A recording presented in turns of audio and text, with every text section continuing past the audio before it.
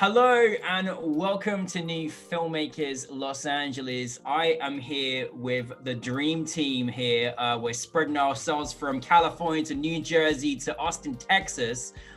Very excited to have you all here with their incredible film. So welcome Meghan and Justin.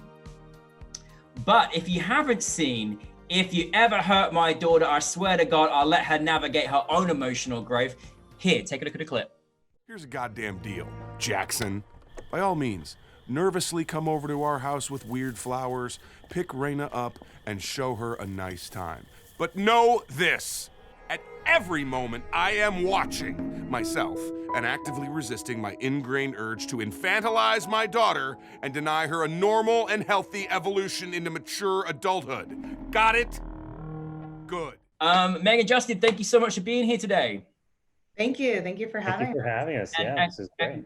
Kudos to your writer for the best title in the land. It's brilliant. I sort of want to say it with some feeling because that's what it's in the title. It's poignant. But for those that haven't seen your film, tell us a brief synopsis. Yeah, so our film is essentially a monologue from a father who you first assume it will be sort of a stereotypical patriarchal figure, but is immediately kind of cut out from a surprisingly progressive viewpoint on raising a teen daughter. And it's voiced by John Hamm, so bonus. I mean, the voice came in. I'm like, is it him? Is it him? Is this really him? Because he's such a distinctive, brilliant voice, and it was articulated so well with your actors as well. It was really, really wonderful. Now, I mentioned agreeing. I said every father in the land should be watching your film. Actually, any parent, because it's that important and that brilliant. As you particularly have teenagers as well. But where did the inspiration come for you in creating and being part of this project? Yeah, so I had come across the article. It is adapted from a humor essay from the New Yorker, from their Shouts and Murmurs column. And I just kind of came across the article. It had gotten a lot of widespread attention when they published it about a year and a half ago. And I thought it was brilliant. I thought it was a perfect way to package this important social topic, social issue, and kind of package it with comedy. And I thought that was such a great delivery. And it just, the way it read, you know, you read those things sometimes where it just kind of, everything is so visualized instantly. So I was like, this is prime to be adapted into a short film. So I reached out through my company to the New Yorker to pitch them the idea of the adaptation. They loved it. I mean, they thought it was one of their favorite pieces. So they were definitely green light from the get-go. They gave us creative license. From that point, it was go time. So, I mean, we got quickly into pre-production. We actually shot it over the course of 2 days. It was an intense 2 days. That was definitely pushing it. Yeah. So how I got involved is Justin sent me the essay and was like, can't you visualize this, in a short? And I was in post-production on my first short film at the time. So I was kind of hungry for the next project to direct, and thought it'd be really fun to take an existing writer's piece. Cause I'm a writer myself. And in my comedy, I love touching upon social injustices and finding ways to make it digestible for audiences. And I thought this piece did it brilliantly. So I basically, texted my brother and was like, yeah, but I'm the director, right? Like, I was like, you got to let me do this. And so that was the start of a great collaboration. And we did pre-pro long distance. I was in Austin while he was in Montclair, and, Justin would be location scouting because we shot in Montclair, New Jersey. And I was kind of just like, I actually worked for a production company at the time. So we did post-production in Austin. So it was kind of this, long distance continuous process. So we were kind of set up for quarantine production in a sense, because we were able to, adapt from having different crews in different cities, handling different parts of the process. And yeah, we had a great time. That 2-day shoot was tight. Like, those were long days, but we were lucky we had an amazing cast and crew. That it was probably the best set that I've worked on in terms of just like the level of respect and talent. So we had a great time. Yeah, even I love how this evolved. This is so wonderful how it evolved from Justin reading this article saying, right, we're going to put it into action now. And then obviously worked out timing wise perfectly. And you did a fantastic job directing, because there were so many moments that were just really funny, and you really captured it on screen in your directing, Meg. It was really great. Now, obviously, this is the wonderful thing. This is the first kind of thing you've worked on, collaborated on together as you know, as brother and sister, which is magical. You nailed it. Listen, I mean, taking a something from the New Yorker, you know, who do wonderful articles, and then turn it into a film and getting the creative license and actually just put it out there. That must feel pretty special, mustn't it? Like, to be able to sort of turn their text into a film, like that doesn't happen every day. No, and I mean, we really needed to do it justice, because, you know, they gave us the creative liberty to just go with it, but we also knew that it had to be good enough for them to post it when we were done. Like, they're not just gonna, you know, publish anything. So we had to do that article justice. It was such a powerful piece, and so the pressure was definitely on. Yeah.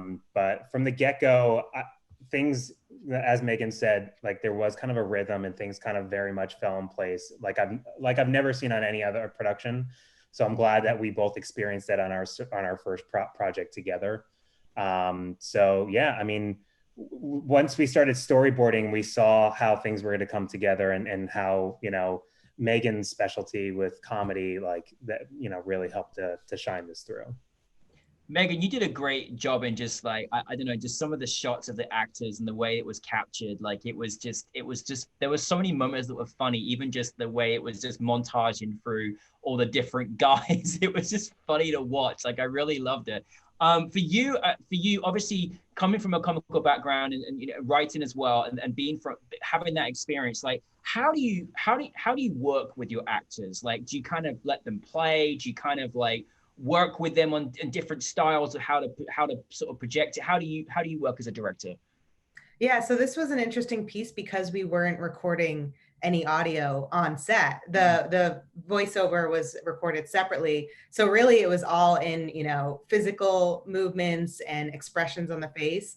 So it's that challenge of like, how do you say so much with just, you know, with a whole totally separate voiceover, and you know, and we didn't have it playing when we were on set, so they just kind of had to take it in the moment. And I really enjoyed it. It was, I think, my first time directing like real teenagers. Some of the kids on set were teenagers, including some of the boy band looking boys. So I tried to, you know, tap into like their real life experiences. Like, that's why we wanted to cast realistic looking teenagers, or you know, the two leads, the couple were in their early 20s. So people who know what it's like to have those awkward moments trying to be cool, you know, in front of your crush. So that, I don't like to over direct when it comes to that stuff, and I kind of want people to sort of give their first impression of the role, and then I kind of go in and, you know, lead them to maybe a slightly different option to have additional takes. But yeah, we had fun with it. I try to set a tone on my set every time I arrive on set, that like everyone's kind of on an equal playing field. Like, whether you're a PA or an extra or the DP or an AC, like everyone's contributing equal amount of talent and work. And I, because you know, I've been on sets where it's like you're working with unreasonable personalities, and you kind of just have to suck it up because they're above you, and I don't want to ever kind of give off that vibe. So I like to have, like, you know, us being able to like break and laugh, you know, in between. Well, we were able to actually laugh while recording because we didn't have audio, but yeah, there are a lot of really fun moments.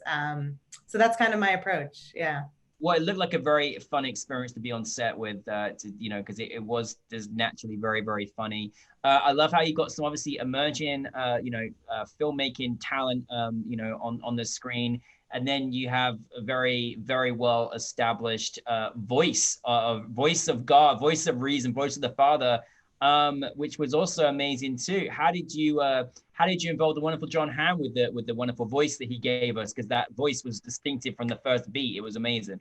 Yeah, we were trying to find the right person with comedy chops, because what you notice in the article is that there's always this dramatic buildup where you think the father's going to go into this stereotypical, I'm going to show up with a shotgun to the front porch when the teenage boyfriend comes over.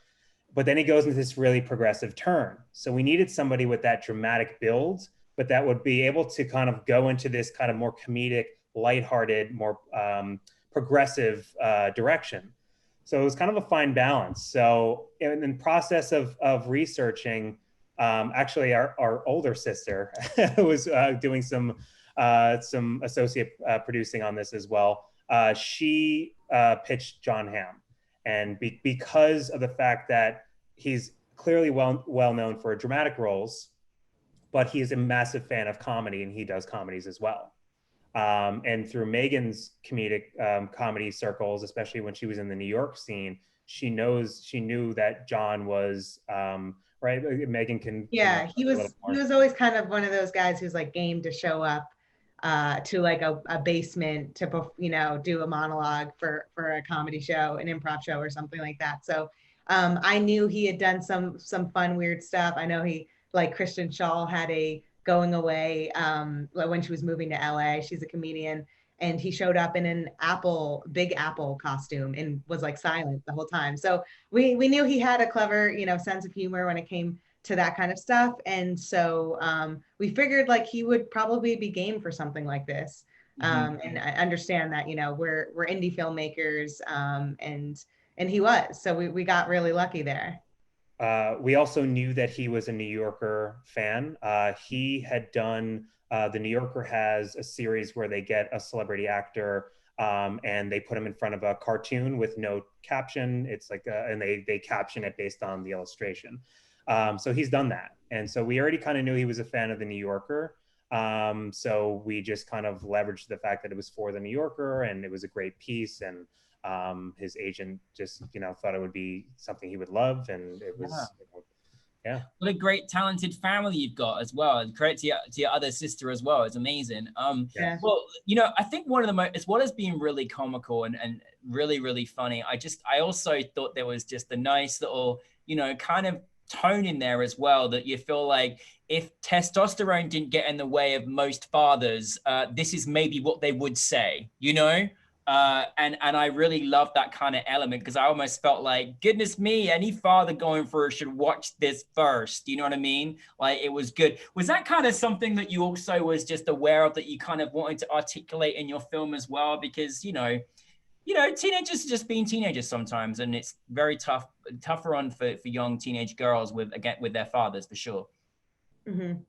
Yeah, it's funny because with the scenes, the way we built it up, we wanted to show the humor in, if you really heard this come out of a dad's mouth, how silly that would be. But that's not that far-fetched. Like we see in pop culture, we see like even present day, that there's kind of this like ingrained, patriarchal, this like pressure, this a little bit of toxic masculinity that's kind of passed down. And it really comes down to gender roles. It's like, the dad feels like he needs to be protective of the wife and the teen daughter, when in reality, gender roles have changed significantly. Teens are way smarter than us and make probably better decisions than I do in my 30s.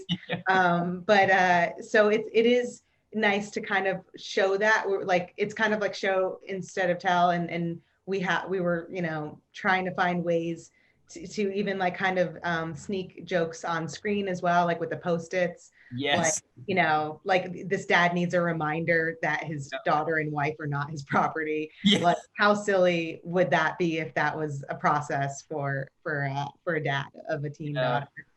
No, it was great. Well, I'm sure that New Yorker were very proud of what you both accomplished. I'm curious, now that you both unleashed this wonderful duo together, what's next for you both together or individually? Yeah, we've got some stuff in store, stuff in the works, including our second adapted piece with the New Yorker. Oh, great. Yes, which should be coming out. Congratulations. Thank you. Yeah. Can't release too much detail on it, but it would be coming out soon. So talks of some other projects as well. But we do like staying in the vein of something that is touching upon a social issue or social topic, and packaged with comedy. So we know we want to go in that direction with our projects, the ones that we collaborate on together. So yeah, we've got some stuff in the works. Mhm. Oh, great. Yeah. And tapping into that kind of those relatable life experiences, like, everyone's kind of had this thought process or come across like a person with this kind of perspective on parenting. And so hoping to do more projects like that, but we've really enjoyed like adapting people's existing work. There's so many talented comedy writers that have been published by Daily Shouts. And so it's just fun to be able to take their work and kind of elevate it on screen and add our own humor as well.